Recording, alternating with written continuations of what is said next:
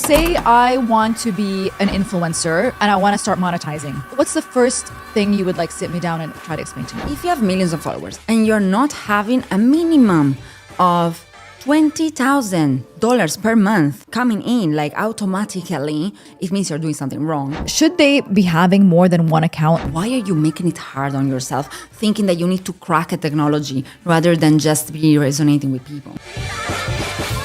Maria, thank you so much for coming to the podcast. Hi, Yasmin. Thank you so much for having me, actually.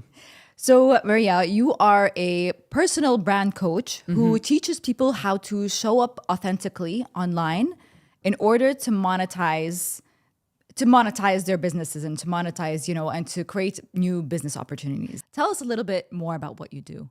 Yes. So actually, for me, it was very tricky to choose the name of the coaching I have because it's not complete, okay? Personal brand might not be completely true. Influencer coaches might not be completely true. A business coach is not. So what I do, like extensively now, I will say the whole name, is a social media personal branding coach.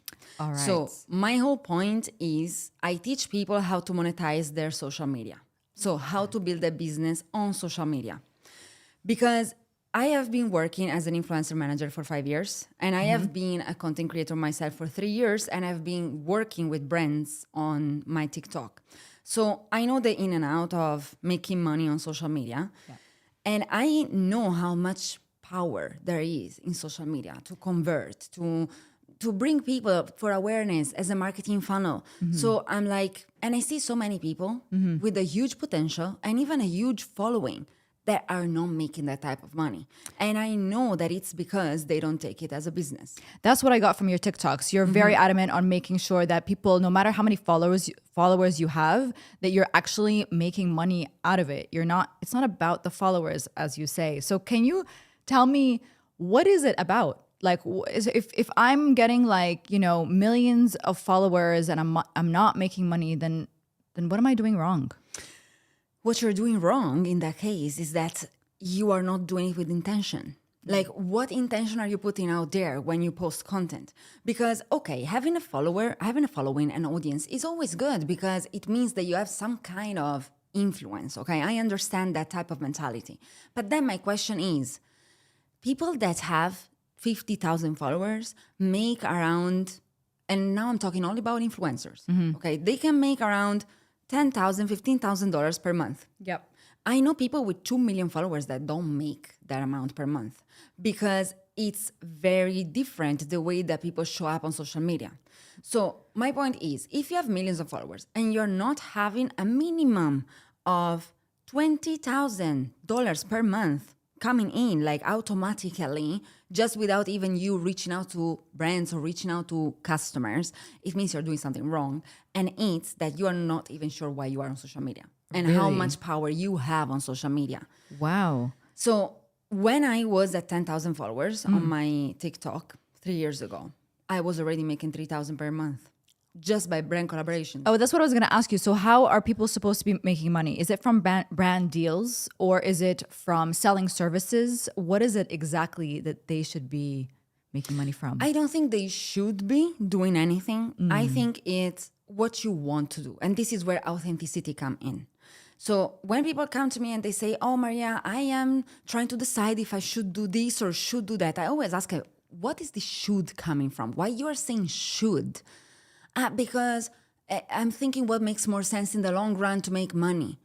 Okay, if I tell you that to make money, you have to do something that is disgusting for you. Would you do it? No. So why are you thinking about what you should and you're not telling me what you want to do? Okay, so say I want to be an influencer. I'm not really sure what my target audience is, and I don't really know what my niche is either. I want to come to you and I want to start monetizing. What's the first thing you would sit me down and try to explain to me? Why you want to be an influencer? Because I want to start making money. Okay. So why don't we do something else? Why don't we sell carrots on the street? Because I want to show people my daily life, daily vlogs. I want to express myself creatively online. Basically self-expression. Amazing. So your self-expression. Who are you? Tell me. Okay, so I would say like I'm a presenter, producer. I love videos. I love anything creative. And what would you show in this social media? These things? Yeah. So you know what your target audience is.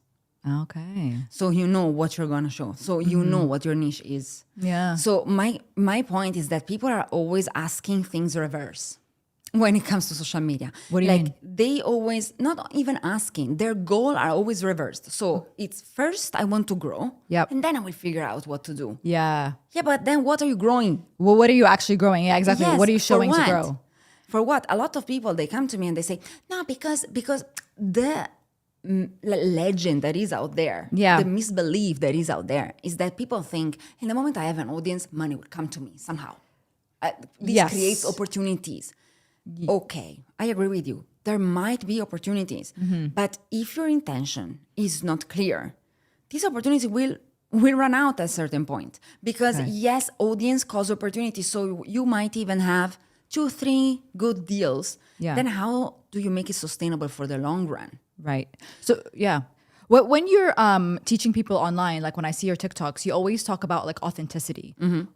Like I feel like that word is a little bit thrown around, and I feel like sometimes I'm not really sure what it means. Like, what does it actually mean? Does it mean just being yourself all the time? Yes. Because is that good? Because I feel like sometimes it's like, okay, you're showing people yourself, but is that interesting? Is that or do you have to do like fast cuts, and are you like what is it? What does it mean to be authentic online? So to be authentic online means that you have to be online for the good reasons.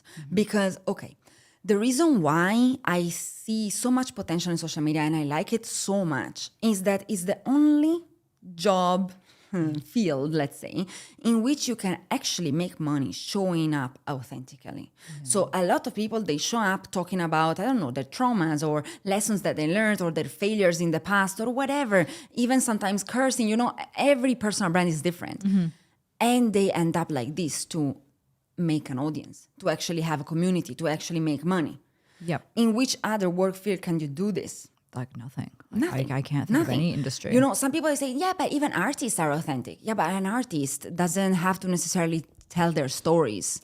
Yeah, that's true. A singer, it's still a performance. It's very different, Me as a coach, a lot of the people that are service providers in social media, they need to tell their stories. They need to tell, I came from this and I applied this and now I'm like this. They need, because storytelling is what is really working in social media in terms of conversion. Okay? And what you mean when you say service providers are people who are selling a product? Is that what you mean? A product or a service. So it could be coaches, it could be even real estate agents that they want to attract more leads. It can be doctors, it could be personal trainers, people that use social media as a marketing funnel to bring more customers to their own product or their own services, right? So it's a bit different than influencers, because influencers, what they do is that they promote third parties.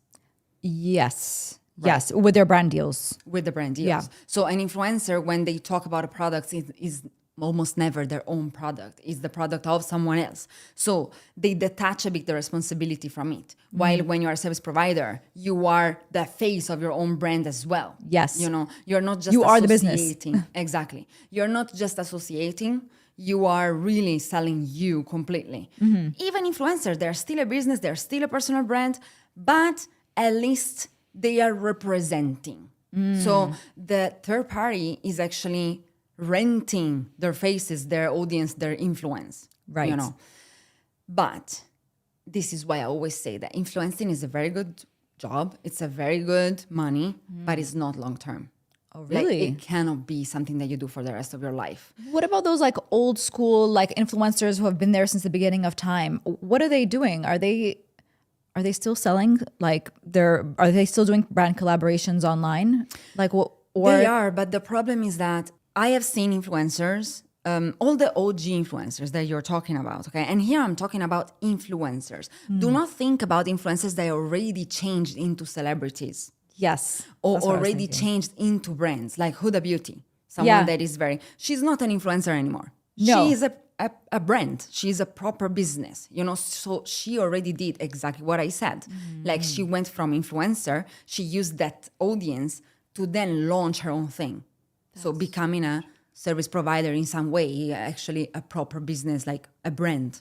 Okay. It's different than a personal brand. She did her own brand, but still her own brand works because she had a personal brand. Okay. So she never attached her whole career to influencing. She used it as a mean, as a tool to reach somewhere else. Yeah. Let's think about someone even bigger. You know, Addison Rae? Addison Rae, the dancer Addison on TikTok. Rae, yeah. She did the boom in 2020. Now she was in Ellen Show. She was in Hollywood movies. So she branded herself as an actress. She didn't. But okay, it happened eventually because her audience was so big that people wanted her. Yeah, that's true.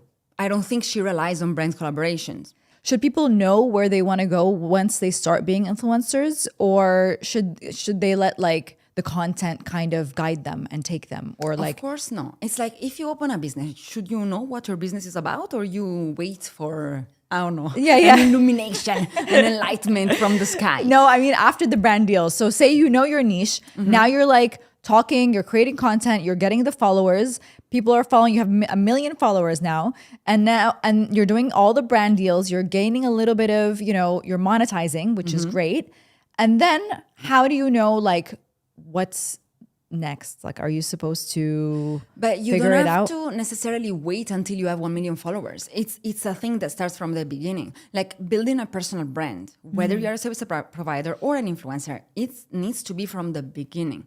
And that is done through authenticity. So we started this talking about authenticity. Why? Because if you want to create a personal brand, so this is me, this is what I stand for, and this is what I'm offering you in the moment you come to my social media pages, you do it only through authenticity. Because if you're not yourself, what are you selling?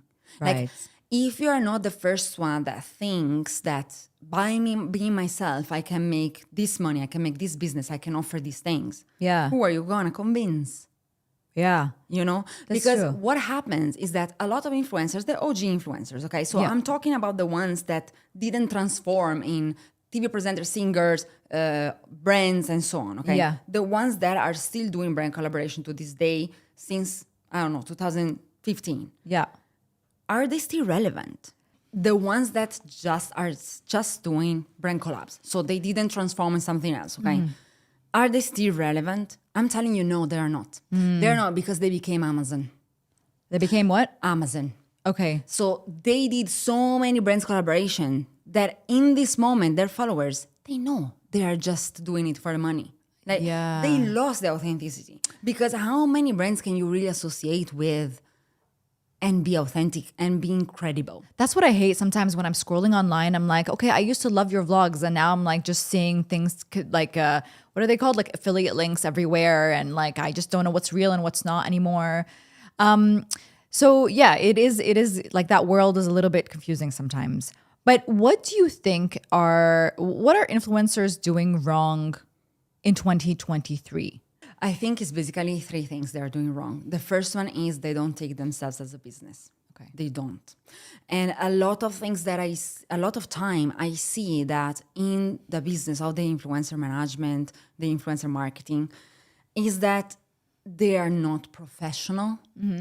And I'm not saying this as, oh, they're not professional, like it's a critic, it's a criticism. I'm saying this as they don't understand how much money, how much success more they can make if they did just a little bit more of taking it professionally. So this means you cannot just be friends with everyone in terms of marketing managers and so on. Like, it's still a business. You cannot just think that because you are an influencer and it's your personal brand and it's based on your persona, you need to be friends with everyone because it's not really a business. It's not like I have a company. Yes, it is like you have a company. I'm sorry, it is.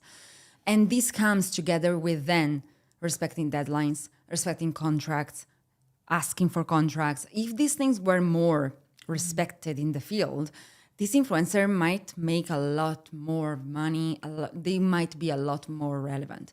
And the third thing is that I think that influencers do not understand that they need to create a personal brand. You cannot go only where the money is, because otherwise you become Amazon. Yeah. It will become too commercial.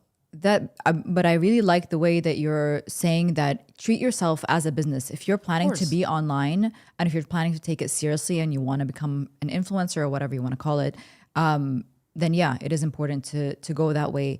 So what is the minimum amount of followers someone should have before they should start taking themselves like, start to think about monetization? For me, there is no minimum. It depends on how much influence you actually have. Okay. Like the point is this. Let's say if we want just to take a reference, I would say 10,000. Okay, 10,000 in the moment a K appears in your account. Yeah. Okay, it's easier. We made it. Yes, because let's say it's a door opening. Okay, the numbers that you have there in the followers is not really saying if you are good or no as an influencer, but I understand that more people are ready to listen to you in the moment you have a certain number. However, if you have 1,000 followers, and let's say 50% of those 1,000 followers are actually converting, they listen to you, they do what you are saying, you can start with 1,000 followers. Because at the end of the day, as an influencer, talking only about influencing here, so brand collabs, what will brand look for? They will look how much your audience is converting. Because 7 years ago, 5 years ago, brands were looking for brand awareness campaigns. So they were looking for influencers just as association. So brand ambassadors type, like advertising endorsements, like they do for celebrities, okay? Nowadays, they're looking for ROI. Yes. The return on investment. Oh, that's what I wanted to just like pause to explain to people. Like, can you just give us a little bit of insight on like what is converting exactly? What do you mean by converting? Converting is, as an influencer, it means that when you put out there a code, discount code, a link or whatever, you have people buying from that code. Okay. That is what it means. Now, I know people, again, that have 1 million followers, they make zero. Do you think it's because they have a lot of bots following them? No. Or like, what do you think? I know that they are organic. Okay. They're organic. Like they accumulated them through the years. But what's missing? The community. What's missing is the community. Because the OG influencers, the ones that came up, especially on Instagram, 8 years ago, they started growing, are influencers that come from the opposite of authenticity. Because 8 years ago, what was trending on social media was like, look at me, how beautiful I am. Look at my beautiful rich apartment. I am. Yeah. And so people were following them because they were drooling on them, you know? Yep. Nowadays, no one cares about this anymore. Like, to be honest with you, when I see something like that, I'm already like... It's off-putting, actually, because it's not very relatable at all. It's not only... Look, I have nothing against people that are doing better than me in life. Yeah. But show me how you made it. I don't want to show to show me the end result and me telling you... Exactly. The story. I want the story and see where authenticity comes in. Yeah. Show me how you got here. Yeah. Show me who you are. Show me your story so that I can relate to you. Because people want to relate and they want to learn. Like this is where the giving value comes in. And this is the problem. OG influencers, they don't give value because they don't even know what it means because they started getting followers back in the days just for posting their amazing lives. So now when it's about, okay, but what's in it for a follower? Yep. What's in it for them? Why would I follow you? They are like, what do you mean? What can I do more than show this? But you have to give them something. So once people, how do you gain a community?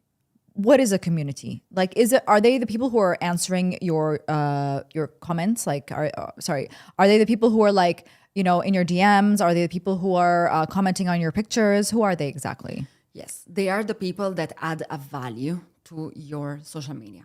So this means I'm not talking about the people that are just commenting something like, wow, amazing, or wow, you're so beautiful.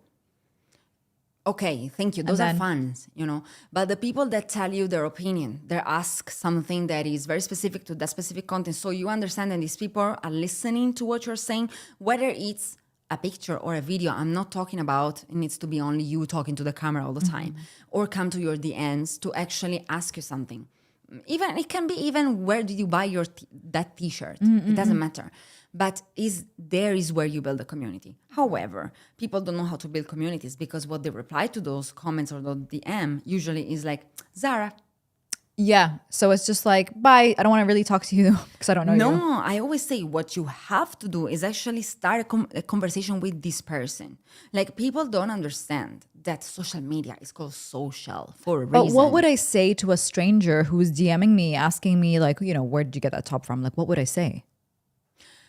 Okay, now, Or whatever it is. Okay, let's not put the t-shirt thing. Let's give another example. Like, where's that restaurant? Like, say you're a food influencer. Where'd you go out? Like, what's the name of that restaurant? And you just give them the name. Is there like another thing I should be answering to make them a little bit more, happy that they DM'd me? it's not about happy. It's about the connection. You need to connect with these people because otherwise you don't build community. Like, what makes a community is the connection between the people, among the people, right? So how do you reply to someone like this? You are building a community. So how do you reply with someone you want to be friend with? Do you reply to them, the name of this restaurant is McDonald's, thank you very much, goodbye? No, you would tell them something, oh, the name is this, and it's incredible, like I have discovered it by mistake. You tell them a story. Just tell them a story. They reply back because they feel like, oh, wow, this person has so many people in her DMs. But they chose to reply to me. And they're replying to me with so much investment, So they will feel seen. They will feel like, okay, let me reply back, and so on. So the point is, but do I have to do this with everyone in my DMs? No. Mm-hmm. And this is back to the target audience. Because in the moment you are building a personal brand, you are also targeting a specific audience. So you know that the people that come to your DMs are already people that you want. Not all the time. Not all the time, yeah. There are some weirdos out there.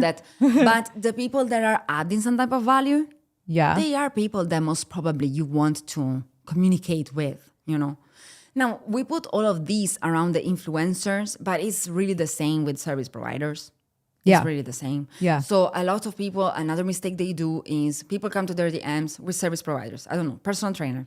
Can you tell me your fees?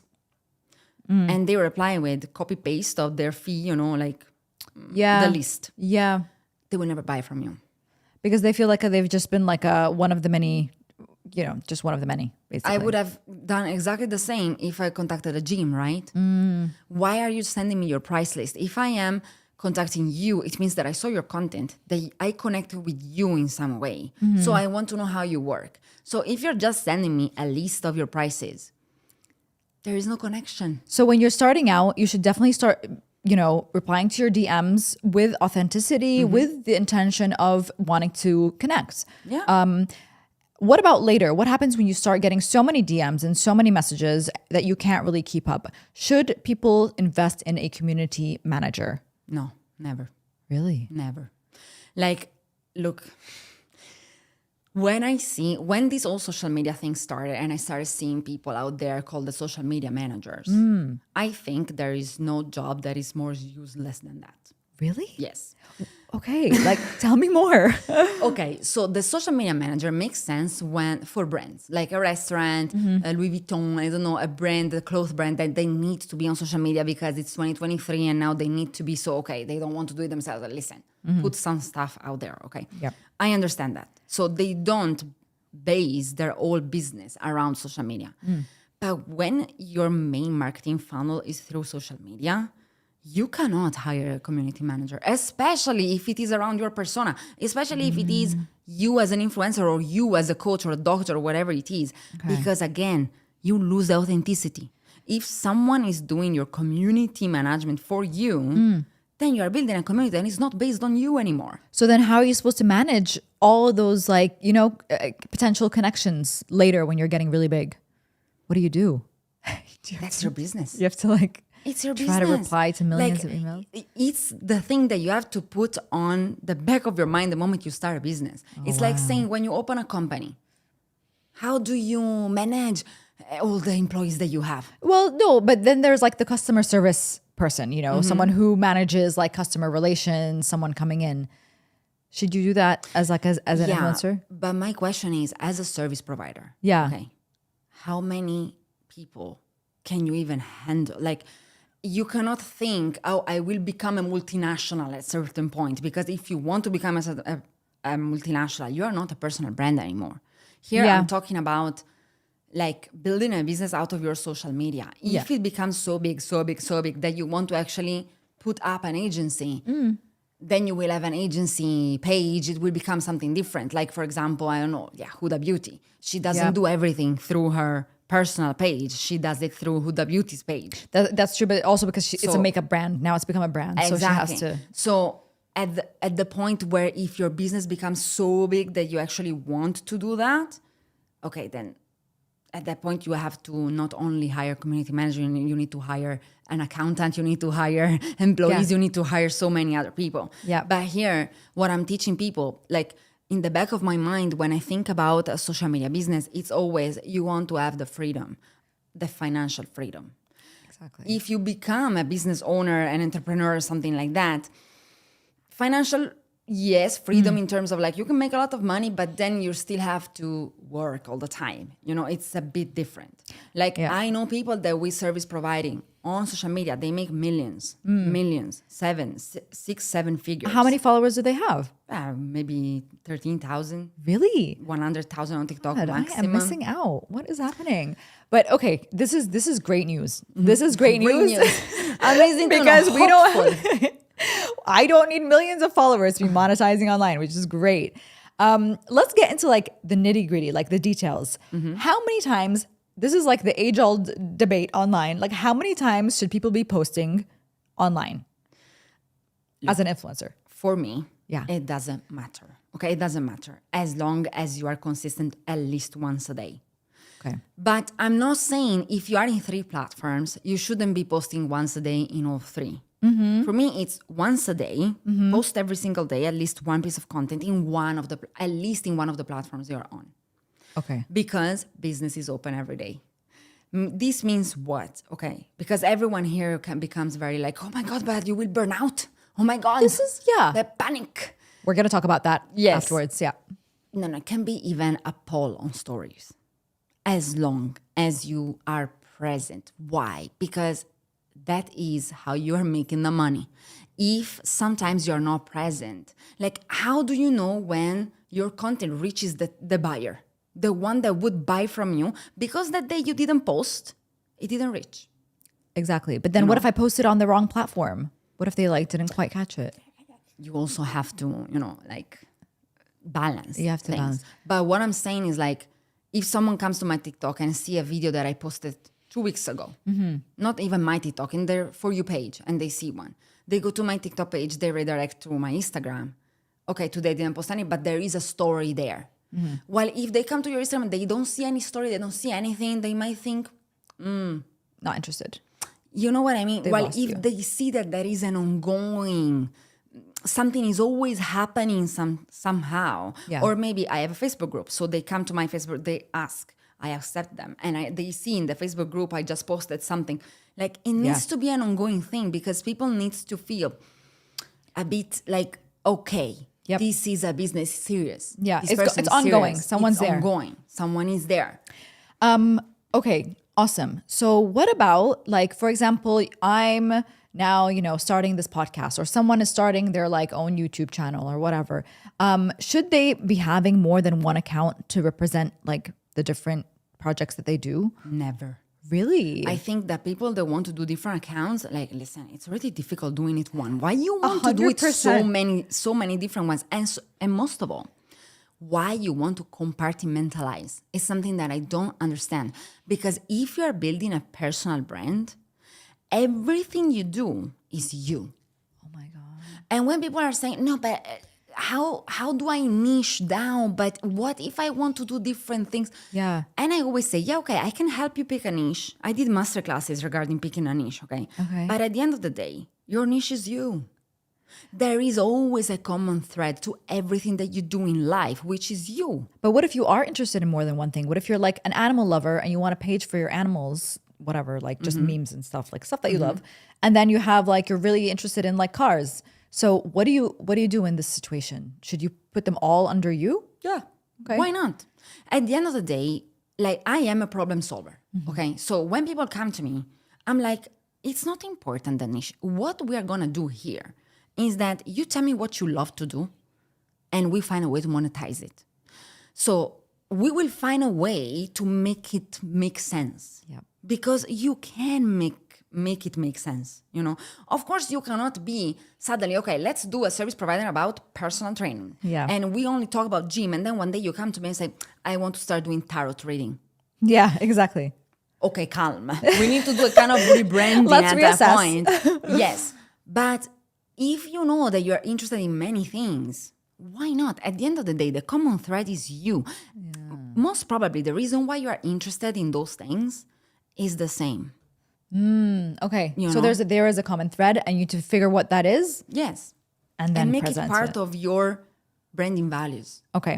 Amazing. What about the quality of videos? Mm-hmm. What about, vlogging, like just taking random videos, not really high quality, stitching them together, making them into a reel versus a nicely lit, very well set up video? Which do you think works better online? Okay. Resolution needs to be there. Okay. Because when I see those people in which the megapixel are even like, and they look. It's like here, Yes. It's like, okay, you give me a bit less of professional vibes in general. And especially if you're an influencer, brands are not looking for that type of content. You still need to keep in mind, yes, okay, authenticity. Yes, okay, don't stage things. But let's show them that at least you understand the basics of production, Yeah. And you can do it with your phone. However, so resolution needs to be there. But do I believe that you need to have a professionally edited video every time with I don't know what? No. No. Okay. So you show As up. long as you have a good lighting and good resolution, you have an iPhone, you can do everything. Okay. iPhone, tripod, go. All right. And what about platforms? Let's talk about like when you're first starting out. Does it depend on what you want to do, or does it just depend on like, I don't know what, like I know that TikTok, for example, gets way more views than like Instagram now because Instagram is like very saturated. Is that true? So I think that TikTok in general is more organic. Okay. However, one of my clients, she started her Instagram on 9th of March, 2023. Okay. 9th of March with 42 followers. Okay. She posted every day. You know how many followers she has now on Instagram? That is, 3 months? She has almost 6,000 followers. All organic? All organic. She Good went job, girl. viral, let's say, on Reels Yeah. with 100,000 views so many times. Were her reels like very, very well done? Or was it more like about the consistency? She took every single video with her phone. It's a traveling. What was her niche. secret? What was her secret? Her secret was that she gave value. And she built a community because she was always engaging with everyone that was responding, and she was making stories for them and so on. And she kept on being consistent. She kept on believing it and like posting. Yeah, that's amazing. So that's really cool. So I don't think there is a right platform in terms of like which one is the one that works best. I think that you need to have an Instagram page in general because it's becoming like a LinkedIn page in this moment. Okay, it's more of a business card rather than. 100%. But if you don't want to use it as your, let's say, channel in which you're converting, it's fine. I think TikTok is very good as a funnel. Okay, I think it's very good. However, I also think that every platform is different, satisfies different needs. And there are people that just don't like TikTok. It's not their platform. Yeah, a lot of people hate it So- because it's so distracting, especially Exactly. like millennials. I don't like YouTube. Like, I have a YouTube channel and I post podcasts there, but I do not use YouTube to consume content in general because it's too long. Like I am not someone that wants, especially tutorials. Yeah. 1 hour tutorial. I cannot. I already get distracted after I'm the 5 opposite. minutes. I love YouTube. Exactly. You see, Yeah. you see what I mean? Yep. So if you love YouTube, you need to be on YouTube because it means that you will be able to talk with people that love YouTube as well. Yeah. I love TikTok because for me, things need to be fast. I am a fast speed person. Yep. I need people to give me a problem, give me a solution, quick, Yeah. So it really depends on you. There are people that are doing their business on Twitter. Twitter, I think I tried to start Twitter like 7 times in my life. Me too. And I'm like, I cannot do this. It's hard. You know, I don't can't. understand it. I feel like you have to be a very like opinionated person, but then who can like just, it's like 140 characters and like it's just very specific for a specific kind of person, I think. But I still help people on Twitter because I understand how it works. But it's just not for me. Like, Right. It doesn't resonate with what I want to do and who I am. Okay. So In order for someone to choose, basically kind of go inside a little bit, see what you like, what do you want to appear on, like what do you watch and what do you spend the most time on, yeah. and then choose from there. Yes, and never choose more than 2, maximum 3. Because I know some people, they start being everywhere because they're like, it's the same thing of I want to get as many followers. Like That's they what I try thought. everything. Let's see what pops up. Yeah. Let's see what blows up, and then I will start. No, why? Yeah, that's what I thought. The problem is that when people go on social media, for some reason, I don't know exactly where was the glitch in all this, but at a certain point, social media became something that people have no willpower on. As in like they don't know how to use it, or they, No, it's like if you want to be on social media, yeah. these are the rules. You are selling your soul to the devil, so this is what you need to do. Otherwise, no, you will never be successful. So people are like, okay, It got such a bad rap at some point. yes. And because I don't know, maybe because people were spending so much time on it, you know, unintentionally, not knowing where they're going with it, and it took a lot of their time. Maybe that's why they thought that it's like, you know, you're selling your soul to the devil and all that kind of stuff. I think that it's because people don't understand it. They don't. And they listen too much to what other people are saying. Yeah. Like, as everything, it degenerated. Okay, at the beginning, the social media gurus, the ones that are telling you, you should post 3 times per day and do this and put these hashtags and this SEO. Someone that understands social media, okay, I listen to this video and I'm like, okay, I understand why he's saying this. But I understand social media. I work on social media for 5 years. So I saw all the in and outs of these things. So I understand what he says. But someone that is new and doesn't have a general knowledge of social media and sees this video, he thinks, these are the things that I need to do Yeah. if I want to get followers. Yeah. No. But you know what? Also, it changes. I feel like it changed. Like every year, there's like a new thing, like a new way to post, a new like thing. So how are we supposed to keep up? Who are we supposed to believe? There's so much like information out there.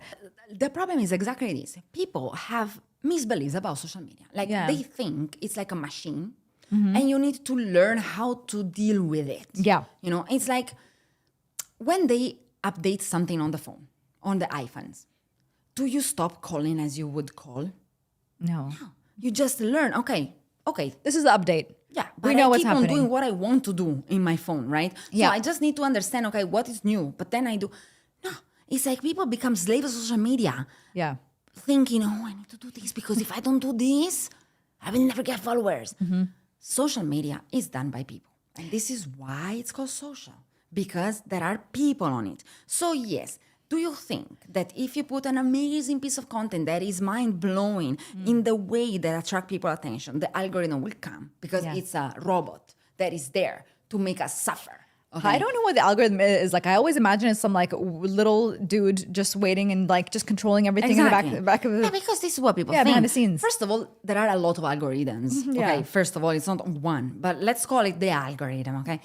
People think it's like an evil thing that is there and leprechaun. goes to your video and say no and doesn't show it to anyone because he has a piece on you, you know? Yeah. No, algorithm facilitates something based on data grabbing from how people behave in your content. Okay. So let's say you put a nice video out there.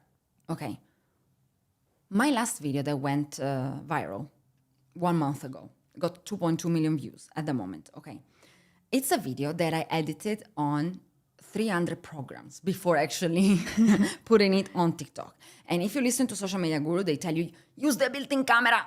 Use only the things that are on TikTok. Don't use CapCut. Don't use I don't know what because Don't use this, don't use that, because otherwise it went viral anyway. So just for people who don't know, basically, they're telling influencers to use the inbuilt editor in Reels and TikTok Reels so that you don't edit outside and then bring the video back inside. And they're saying that like the algorithm hates that somehow. And You might have a 1% possibility more that your video is friendly to the algorithm, more if you use, but no, like Yeah. don't put yourself into these limitations. Like that went viral, Mm-hmm. right? And I was not even hot in that video, to be Yeah. honest. I Yeah. was not like, I was even stuttering. You know what I mean? Like it Yeah. went viral. Why? Because it was something that people resonate with. Yep. So people start saving it, people start forwarding it, and then the algorithm says, okay, people like it, let me show it to more. So it's about the people behavior. It's always start from people behavior. That makes me feel so much better. So there's no like weird little guy, like, in the behind the scenes, just like shadow banning and crap like that. Yeah. And when people are telling you, no, you need to use hooks, you have 1 Yeah. second to Oh my convince God. people. All this stuff about hooks. My God. What does it mean? What does it mean? It basically just means like, grab audience's attention at the first but 3 why? seconds, right? Because people are scrolling. So what is that? What is that? Is that the app? No, it's how people behave in the app. It's just how people behave. So it's always people. It's about the people. Genius. So smart. So I don't understand when people are saying, but the algorithm, they're deciding because the apps want us to think. It's a conspiracy that theory. Yes, everything is conspiracy theory. Everything is like robots out there making us. Yeah. I'm like, okay, why are you complicating your life? Even if it was, why are you making it hard on yourself, thinking that you need to crack a technology rather than just be resonating with people? Mm-hmm. Okay, let's talk about burnout. Okay, so I'll just give you a little story on myself. I sometimes go through phases where I'm feeling super creative and inspired, and I'm like rolling here, and I'm filming this, and everything's going amazing, and I'm so eloquent and articulate, and I'm filming, and then I'm editing, and I'm putting things out. And then I realized after like 2 weeks, I'm like exhausted. I'm like seriously exhausted, and I just kind of don't feel like uploading anymore.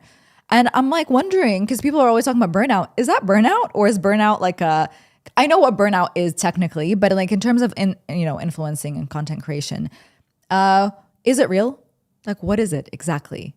So the point is that, let me understand. You mean that after 2 weeks of being super creative and like creating, you don't feel like posting the content you created? No. After I'm done posting, I'm done. Like I'm posting, and then I'm like, oh, now I still have to create. Like I still have to do so much more. Like this is a marathon, I realized. Like this is not a sprint, and it's quite tiring.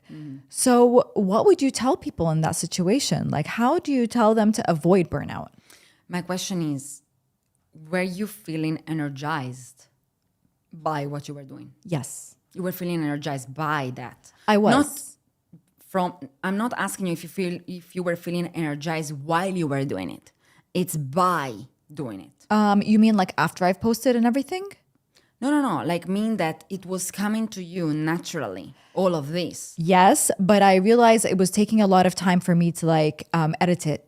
And like there were just some kind of, technical obstacles and stuff like that. So then I started because before I was like filming wherever there was good light. And then I just started filming in my car.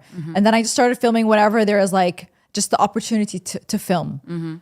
So how do we basically remove the obstacles for you to be creative and to avoid burnout? Is there a way? Okay, there are 2 sides of this. Okay. The first one is, if this was your main work, your main job, would you feel demotivated after 2 weeks and stop posting? No. Because you have to. Yeah. Because in every job that you do, you cannot expect to like the 100% of it. Like I have a company, okay? I have my own agency.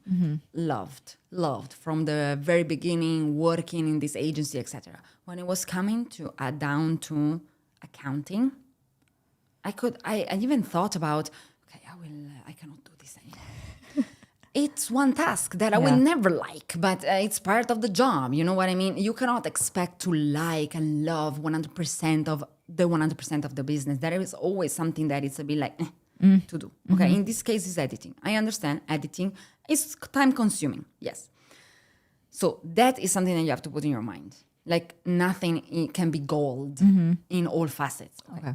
The second thing is you need to creating content is not the 100% of your job as an influencer or a service provider on social media. Once you have a social media business, creating content is your marketing tool. Marketing who you are. I mean, yes, you are. It's your brand awareness tool. Like it's the way you reach out to people. But it's So not the it's only- marketing, but it's not there. Like it's 30%. The 70% is all the rest that happens behind the scenes. So you cannot put your full energy and everything you got inside the content creation. Yeah. So this is why I always say to people, if your content is burning yourself out, it means that A, you are staging it. Yes. You are putting too much effort. It doesn't come naturally out of you. Your content needs to be an extension of you. So my content in social media is usually something that, like, I'm working all day on my desk, I don't know, talking with my clients, coaching, blah, blah, blah. At some point, I'm like, let me do some content for TikTok. Yeah. And I'm still on my desk wearing the same thing. Like, I'm not, okay, let me go out in another set and do my makeup. Yeah. I try always to do whatever comes with the flow of my day. Okay, that's one. And second, I talk about things that I care about, always. It doesn't depend on my inspiration. Yes, there are days in which I feel more inspired, like maybe.